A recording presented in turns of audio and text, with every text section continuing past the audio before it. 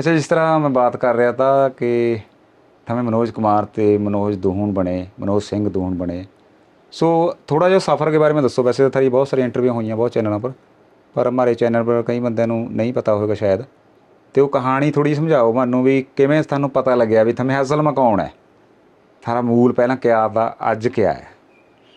भाई साहब, ये था हरियाणा में 2016 में जी जाट रिजर्वेशन मूवमेंट जो है वो चली थी। जी। इसमें गवर्नमेंट ने मेरे ऊपर 6 केस लगाए, फिर एक केस और बढ़ा दिया, 7 केस हो गए और मेरे को जेल में डाल दिया। तो मैं रोहतक में सुनारिया जेल में रहा 4.25 साल। जी। वहाँ 2019 में जो है एक बयान आया इसका, मोहन भागवत का।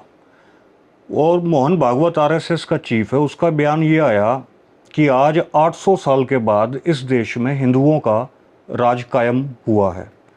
वहाँ मेरे को ये बात समझ में आई कि यार 800 साल के बाद हिंदुओं का राज कायम हुआ है, तो मुसलमानों का तो राज है नहीं आज इस देश में, ना सिखों का राज है, ना अंग्रेज ईसाइयों का राज है। तो फिर ये हिंदुओं का राज है, तो मेरा जन्म भी हिंदू जाट परिवार में हुआ, फिर मेरे को इन्होंने जेल में क्यों डाल दिया? तो वहाँ ये एक दिमाग में एक डाउट पैदा हुआ। तो अब इन्होंने मेरे को जेल में इसलिए डाल दिया, फिर समझ में आया क्योंकि ये लोग हमको हिंदू मानते नहीं हैं। बेसिकली हमको इस्तेमाल करते हैं, चाहे सिखों के खिलाफ करना हो वहाँ हम हिंदू हैं, जहाँ मुसलमानों के खिलाफ करना हो, जहाँ दलित भाईचारे के खिलाफ करना हो वहाँ हम हिंदू हैं। बेसिकली हम सिख हैं।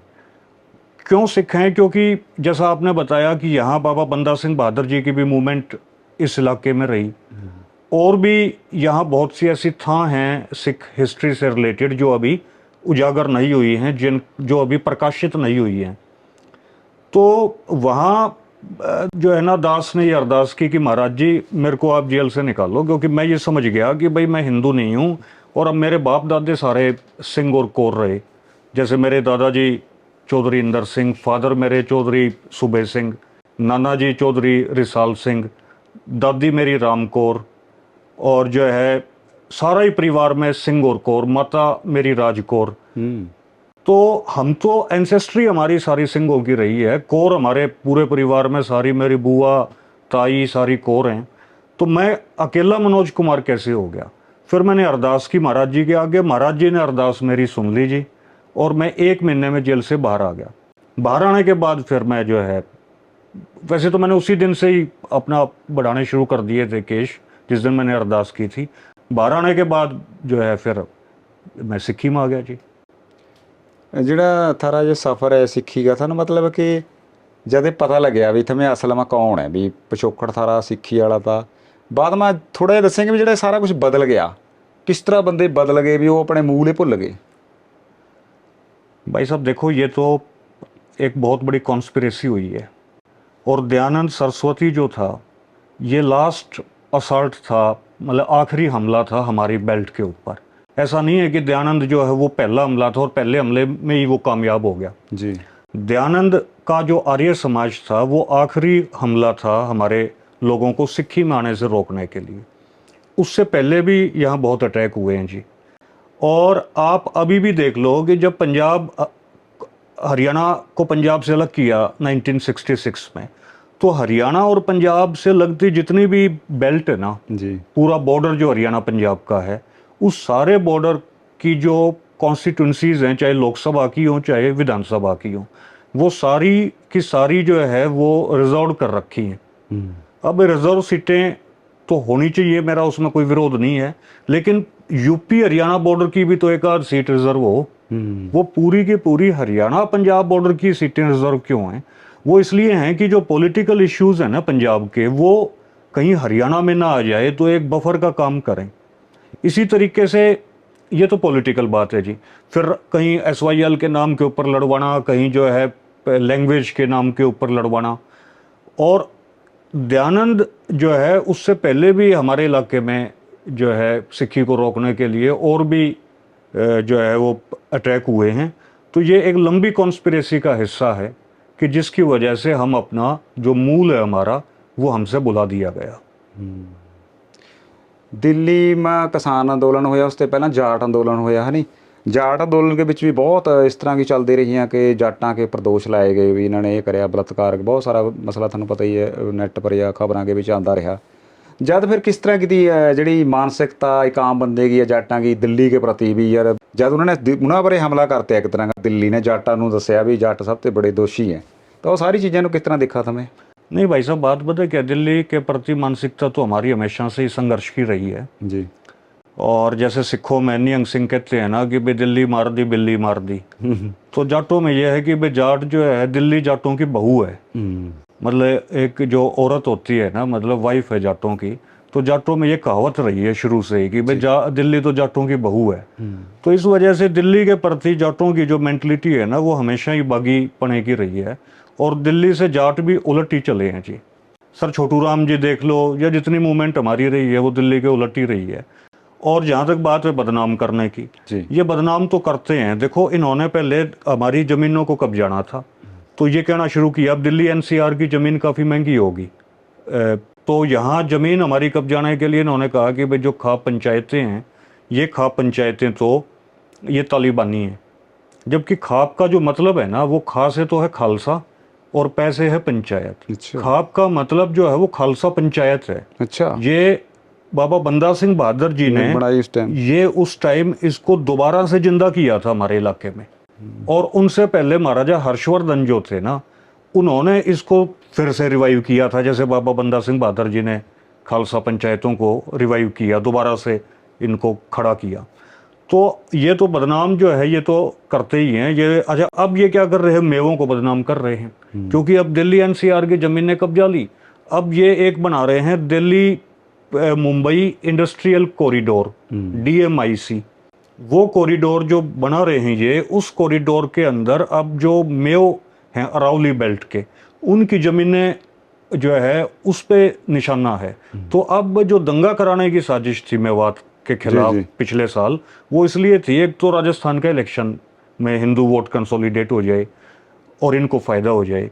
दूसरा वजह ये थी कि भाई जैसे दिल्ली एनसीआर की ज़मीनें महंगी हो गई हैं, ऐसे ही दिल्ली मुंबई इंडस्ट्रियल कॉरिडोर की वजह से अरावली बेल्ट की ज़मीनें महंगी होंगी, तो उन मेवातियों को भी बदनाम करो कि भाई ये तो आतंकवादी हैं, ये तो 420 हैं, ये तो साइबर ठग हैं। तो इस तरीके से अब उनको भी बदनाम कर रहे हैं। इनकी जो असल लड़ाई है ना, ये इनकी निगाह हमारी ज़मीनों के ऊपर है। ये हमें बदनाम करते हैं, फिर हमारी ज़मीन को छीनना चाह रहे हैं और छीन के कॉरपोरेट को देना चाह रहे हैं। किसान मूवमेंट, जाट रिजर्वेशन मूवमेंट में भी इन्होंने ये कहा कि भाई मुरथल में रेप हुआ है, जाटों ने रेप किया है। जाट जो है वो एक ऐसी कौम है जो जारपने को कभी पसंद नहीं करती, चोरी और जारी। परिवारों में भी हमें यही सिखाया जाता है कि भाई कहीं कोई आदमी मार के आ जाइए, उसमें कोई दिक्कत नहीं है, लेकिन चोरी और जारी में तुम्हारा नाम नहीं आना चाहिए। तो हमारी तो जो कौम है ना जी, हरियाणा का जो कल्चर है, पूरे ही हरियाणा का कल्चर, वो इन चीज़ों के खिलाफ है। तो यहाँ आरोप लगाया जाट मूवमेंट में, और वो एक झूठा आरोप था। वो इसलिए लगाया कि भाई कहीं पंजाब हरियाणा के साथ ना आके खड़ा हो जाए, इसलिए कहा कि भाई पंजाब से जो बहनें आ रही हैं उनके साथ मुरथल में रेप हुआ। लेकिन बाद में वो सारी चीज़ें जो है वो पता लग गई लोगों को। तो ये बदनाम करने की तो जी इनकी पॉलिसी जो है वो शुरू से ही रही है। अब सिखों को भी बदनाम कर रहे हैं, जाटों को भी बदनाम कर रहे हैं, मेवों को भी बदनाम कर रहे हैं। तो मैं अपने बात कर रहे थे अपने के अतवादी दसा किसी ने कुछ नहीं, मैं बाती मेव की बात कर रही। पंजाब के पिछे बहुत बड़ा मुद्दा चलिया भाई अमृतपाल सिंह नाला, तो बहुत कुछ होया थानू पता ही है। तो किस तरह देखा तो मैं सारे कैसे मैं ना एक दिन खबर भी सारे ने पढ़ी अपने, और नूह के विच थाने नूं अग लाई, हमला कराया, पुलिस वाले भी मारते, पुलिस दी गड्डियां फूकतियां, पर इस तरह का कोई केस दर्ज नहीं होया हैगा। तो अमृतपाल सिंह वाले मसले ने किस तरह देखा था मैं, NSA लगी है जी होर सारा नहीं। अभी भाई साहब देखो, जैसे कावड़ जो लेके आ रहे हैं ये, तो कावड़िए भी अभी बहुत वीडियोज़ आई हैं कावड़ियों की, वो पुलिस की गाड़ियाँ फूक रहे हैं, वो थाने में भी घुसे हुए हैं, वो मतलब कि लड़कियों जो बहनें हैं उनको भी वो छेड़खानी कर रहे हैं, कावड़ और हैं कावड़िए। तो उनके ऊपर तो कुछ नहीं लग रहा, उनके ऊपर कोई मुकदमे ही दर्ज नहीं हो रहे, NSA की तो बात ही छोड़ दीजिए। तो ये तो सारे बहाने हैं इनके, टारगेट जो है इनको करना है जी, सिखों को टारगेट करना है, माइनॉरिटीज़ को टारगेट करना है। और हुड़दंगबाजी जो कर रहे हैं लोग जो मेजोरिटी में हैं, और मेजोरिटी में भी जो ब्राह्मणवादी जो शक्तियां हैं उनको ये इनको संरक्षण देना है। तो अमृतपाल भाई की जो है वो मूवमेंट जो थी वो ये थी कि भाई पंजाब से नशा ख़त्म करना है, अमृत छकाने की लहर शुरू करनी है। और वो लहर जो है वो हरियाणा में भी आनी थी, वो लहर वेस्ट यूपी में भी जानी थी, वो राजस्थान में भी जानी थी। तो उस लहर को नुकसान इन्होंने पहुँचाया और बाकी तो इन्होंने ये बहाने किए हैं। तो हम तो अमृतपाल भाई के साथ हैं जी, उस टाइम भी साथ थे और आज भी हम उनकी मुहिम के साथ हैं कि जो है ये वहीर शुरू होनी चाहिए, जो है नशा छूटे जी पंजाब का, हरियाणा में भी जो है लोगों को समझ में आए। और हरियाणा के लोग तो पसंद भी काफ़ी करते हैं अमृतपाल भाई को, उस मूवमेंट को पसंद करते हैं जी। ਮੈਨੂੰ ਨਾ ਇੱਕ ਪਹਿਲਾਂ ਮੈਂ ਬਾਤ ਕਰ ਰਿਹਾ ਤਾ ਕਿ ਉਹ ਬੜੀ ਹੈਰਾਨ ਕਰਾ ਬਾਤ ਕਿ ਜੇ ਆਪਾਂ ਬਾਤ ਕਰਦੇ ਰਹਾਂ ਕਿ ਗੁਰੂ ਤੇਗ ਬਹਾਦਰ ਸਾਹਿਬ ਨੇ ਸੀਸ ਦਿਆ ਹੈ ਨਹੀਂ ਆਪਣੇ ਜਨੇਊ ਜਿਹੜਾ ਹੈਗਾ ਬੰਦਾ ਆਪਣੇ ਔਰੰਗਜ਼ੇਬ ਕਹੇ ਕਰਦੇ ਤੇ ਵੀ ਉਹ ਜਨੇਊ ਤਰਾ ਕੇ ਇੰਨਾ ਤਾਂ ਰੋਟੀ ਖਾਂਦਾ ਤਾ ਜੋ ਵੀ ਹੈ। ਜਿਸ ਕਿਲੇ के सामने गुरु साहब ने अपनी शहादत दई, जद उन्हें कई निशान उसे किले पर झुलिया जिस वास्ते उन्होंने सारा कुछ करिया, तो उत्थे ही बंदे ने विरोध में पूरा मीडिया पूरा स्टेट ये दसदा रहा भी खालिस्तान का झंडा झूल गया। तो लगता नहीं भी कमाल किस तरह चीज़ां पैदा कर रहे हैं। भाई साहब ये मिस्ट्री जो है ना ये हमें भी समझ में नहीं आई। मतलब जो इनका फ़ायदा कर रहा है उसका ये नुकसान कर रहे हैं। वीटी राजशेखर ने है ना एक किताब लिखी है भाई साहब, वो एक मैगजीन चलाया करते दलित वॉइस, तो बेंगलुरु बेस्ड वो रहे, तो उन्होंने 25 साल वो मैगजीन चलाई दलित वॉइस। उन्होंने किताब लिखी है caste a nation within the nation. अब शुरू में जब उस किताब को मैंने पढ़ा ना मेरे को वो थोड़ा सा अटपटी लगी उसकी बात, लेकिन फिर वो बात मेरी समझ में भी आई। 2005 में मैंने वो किताब पढ़ी थी। उसमें उन्होंने लिखा कि जो जाति है ना वही इस देश में एक नेशन है, और इस बात को ब्राह्मण जो है वो शिद्दत के साथ समझता है। अब जैसे विनेश फोगाट है, इसको जो है इस देश की सरकार ने जो है वो एक तरीके से हरवाया है, वहाँ उसका कोई सपोर्ट नहीं किया। पूरी दुनिया के जो दूसरे खिलाड़ी हैं वो ये कह रहे हैं जी इसको कम से कम सिल्वर तो दिलवाओ, आप जो है रूल्स में तब्दीली करो। रात को 10:30 बजे मैं उसकी कुश्ती देख के सोया हूँ जी, सुबह उठ के देखा तो उसका वजन बढ़ गया। 3 कुश्तियाँ उसकी एक दिन में हुई हैं, फिर उसका वजन बढ़ गया। तो ये है कि अब मेडल तो देश के लिए आता ना भाई, विनेश अगर गोल्ड जीतती तो वो देश के लिए जीतती, लेकिन इनके लिए देश जो है ना वो तो इनकी अपनी जाति है, इनके लिए देश तो इनकी अपनी जमात है। तो इनकी जमात और इनकी जाति सुरक्षित रहनी चाहिए। देश बेशक भाड़ में जाए, देश के लिए मेडल आए चाहे ना आए। इसी तरीके से आपने कहा ना कि भाई इन्होंने सिखों ने तो इनके लिए लड़ाई लड़ी है, तो ये उस लड़ाई को नहीं रिकग्नाइज करेंगे, ये तो इसी चीज़ को रिकग्नाइज करेंगे कि भाई इनके मंदिरों में चढ़ावा ज़्यादा चढ़ता रहे, इनको फ़ायदा जो है वो ज़्यादा होता रहे, वो इनका जो इनकी बिरादरी है, जो इनकी कास्ट है, वही इनका देश है। और अपने देश के लिए ये बहुत ज़्यादा जो है वो सुलझे हुए हैं, अपने देश के लिए बहुत ज़्यादा जागरूक हैं ये लोग। और इस वजह से सिख इनको अपने दुश्मन इसलिए नज़र आते हैं क्योंकि सिक्खी फैलेगी तो इनकी दुकानदारी बंद हो जाएगी, सिक्खी फैलेगी तो इनके चढ़ावे बंद हो जाएंगे, सिक्खी फैलेगी तो पाखंड जो है वो ख़त्म हो जाएगा जी। और ये नहीं चाहते कि पाखंड ख़त्म हो, ये तो चाहते हैं कि पाखंड फैले, अशिक्षा फैले, क्योंकि जितनी अशिक्षा फैलेगी, जितना पाखंड फैलेगा, उतना ही ये बैठे बिठाए खाएंगे जी। तो सिक्खी जो है वो एक ऐसा फिनोमिना है जो आखिर में जाकर अंत तो गतवा इनको ख़त्म करता है। ये यूज़ तो करेंगे जी, अब जैसे जाटों का यूज़ तो कर लिया इन्होंने, अब सिखों को ये वैसे बताएंगे जी सिख तो हमारी जो ढाल है, हिंदुओं की जो है तलवार है सिख, लेकिन जब हम सिक्खी फैलाने की बात करेंगे तो ये उस चीज़ के फिर खिलाफ खड़े हो जाएंगे, फिर ये कहेंगे नहीं जी सिक्खी तो नया धर्म है।